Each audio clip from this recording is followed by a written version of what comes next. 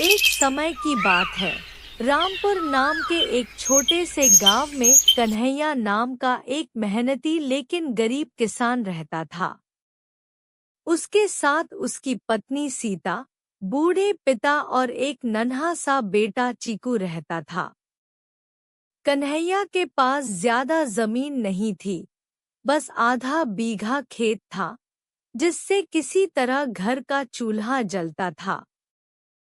कन्हैया दिन में दूसरों के खेतों में मजदूरी करता और शाम को अपने खेत में मेहनत करता। सीता गांव में दूध और दही बेचकर घर में थोड़ा सहारा देती थी।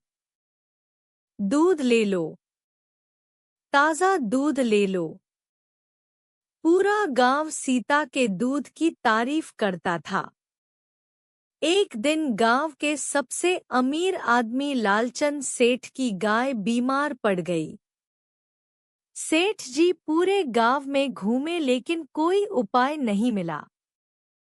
तभी किसी ने कहा, सेठ जी, सीता के पास देसी दही है, शायद फायदा हो जाए। लालचंद सेठ सीता के घर पहुंचे। बहू, थोड़ा दही दे दो, गाय की हालत खराब है। सीता बोली, सेठ जी, दही तो है, पर पैसे। सेठ हंसते हुए बोले, अरे पैसे की चिंता मत करो।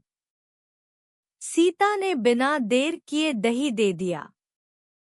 गाय सच में ठीक हो गई, लेकिन सेठ जी ने बहाना बनाकर पैसे नहीं दिए। कन्हैया को यह बात चुभी, पर उसने कुछ कहा नहीं। छोड़ो सीता, भगवान सब देख रहा है।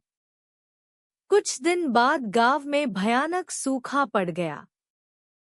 तालाब सूख गए, कुएं जवाब देने लगे।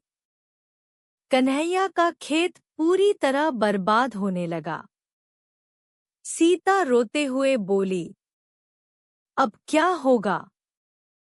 चीकू को क्या खिलाएंगे? उसी रात गांव में एक बुजुर्ग फकीर आया।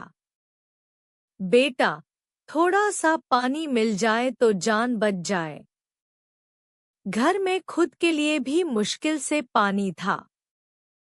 सीता ने कन्हैया की ओर देखा।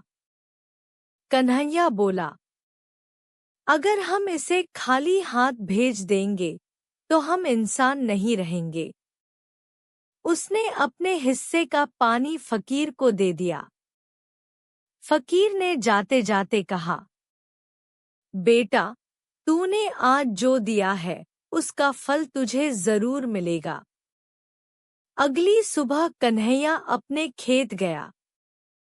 जैसे ही उसने मिट्टी खोदी, अचानक जमीन से ठंडा पानी फूट पड़ा। सीता, जल्दी आओ, पानी। पूरे गांव में हड़कंप मच गया। जहां सूखा था, वहीं कन्हैया के खेत में हरियाली फैल गई। लालचंद सेठ खुद देखने आया और शर्म से सिर झुका लिया। कुछ महीनों में कन्हैया का खेत लहलहा उठा।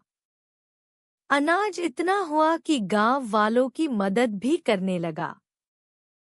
सीता बोली, देखा, भगवान देर करता है, अंधेर नहीं।